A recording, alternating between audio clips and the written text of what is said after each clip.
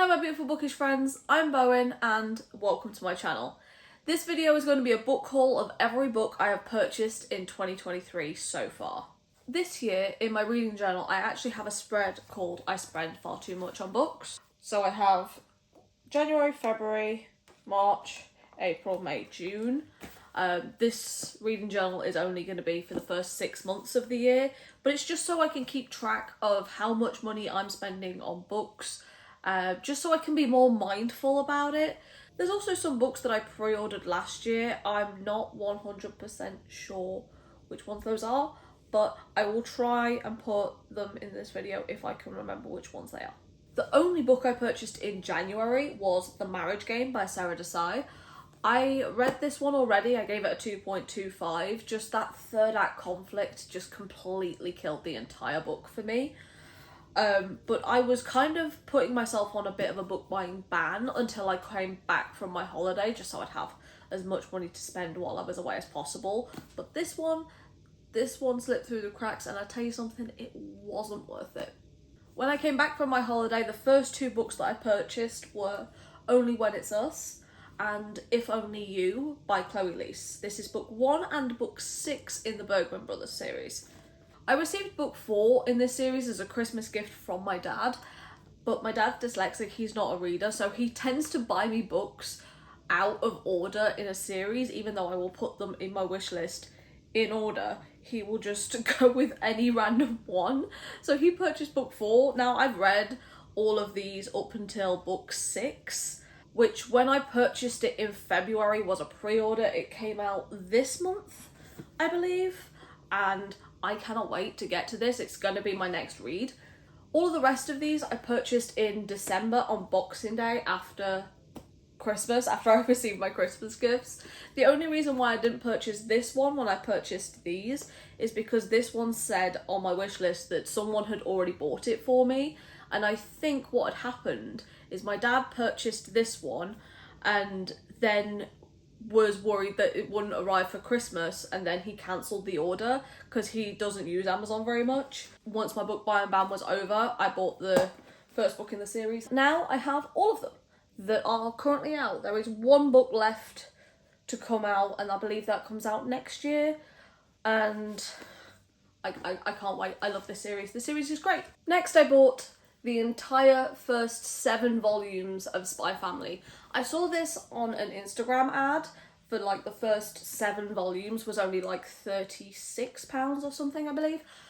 And I thought that was like a really good deal. And I've been meaning to get into this series for a while. I've never read any volumes of Spy Family before I bought this. And now I've read the first 4. I still have these ones to go, and I need to purchase Volume 8 and Volume 9. I adore this series. I've seen so many people talk about it and they are absolutely right. I cannot wait to get to the rest of these books, but if you like literally any anime, you'll love this. I recommend this to literally everyone. It's so good. If you want to know where I got it from, then drop me a message in the comments and I can leave you a link. I also bought Mrs. Death by Selena Godin. And I listened to the audiobook for this already and I love it so much. I gave it 5 stars. I want to reread this and tab it. But when I purchased it, it had gone down to a significant amount. I think it was like £7.70 or something. And I didn't realise, but it's also signed, which I thought was like so cool. I'm trying to think of a book that this is like. I feel like this is kind of a combination of The Book Thief, The Midnight Library, and it's the same lyrical type of writing as Diary of Blood. But if you like any of those, I feel like you should at least give this a shot. It's really, really good. I really enjoyed it. And it's pretty. I also bought Teen Titans Robin in February. I believe this one was a pre-order, but it was pretty close to the release date. I think this one came out in March. Read this. I love this. I love Teen Titans. I am a sucker for these books and I will always buy them. Starfire comes out next year and yeah, I'm going to be pre-ordering that one too. The last book I bought in February was Icebreaker by Hannah Grace. I've not got round to reading this one yet, but it's got such a cute little cover and I can't wait to get to this one. Now we're up to all the books that I purchased in March. I have actually read none of the books that I purchased in March, so I don't know what a lot of them are about. But the first one I'm going to be talking about is Skyward Flight by Brandon Sanderson and Jancy Patterson. This is like a collection of novellas. I think there's 3 in there. I say novellas, they're about 200 pages a piece. It's like over a 600-page book. And it's set in the same world as Skyward. And I have the first 3 books that are out currently. I think it's going to be a quartet, so a 4-book series. And then there's this to tide you over in the meantime until the last book comes out next year, later on this year. I'm not 100% sure when that comes out. But until then, there is this. I also picked up 7 Days in June by Tia Williams. I've heard so many good things about this book. I've not seen one bad review for it, but I am also fairly certain this has the capacity to break me, but it is a second chance romance, and I'm not the biggest fan of second chance romance. I will get to this at some point. I am just scared. I also bought The Friend Zone by Abby Jimenez. I have recently finished the Happy Ever After playlist, which is the second book in this series, and I ended up giving that one a 1.5 star, and this one doesn't have very high ratings either. And now I am really nervous to pick this one up because I don't think I'm actually gonna like it as much. I did have high hopes for it when I bought it, but now I'm not sure anymore, and I'm scared. I'm probably still gonna read it, but I'm a little bit nervous about it now, so I might have regretted this one. Next we have Medusa by Jessie Burton. I bought this one from the supermarket actually. It was only like £4.50, but it looked really cute, and I do like Medusa stories. I know exactly 0 things about this one, but it's quite short. It's like only 170 pages, so I can fly through this one really quick. And the last book that I purchased in March would be The Kiss Curse by Erin Sterling. Now, I read The X-Hex, which is the first book in this like duology companion standalone series, and I ended up giving that one like a 3 star. Like, the vibes were there, but the relationship wasn't, and I want to know if this one is any better. I've not heard the best things, and again, now I'm nervous, but I still want to give it a go. I'm still excited about reading this because I did enjoy the atmosphere of the other one, so maybe I'll save this for like autumn. I've also purchased 2 books in the month of April, but I don't have those yet because they're special editions and they take a little bit longer to come to me. I purchased Demon in the Wood by Leigh Bardugo, which is the graphic novel, but I've ordered the Illumicrate edition, so that might take a little bit longer. And I've also ordered The Iron Vow, which is the next book in the Evenfall series, which is the companion series to the Iron Fae.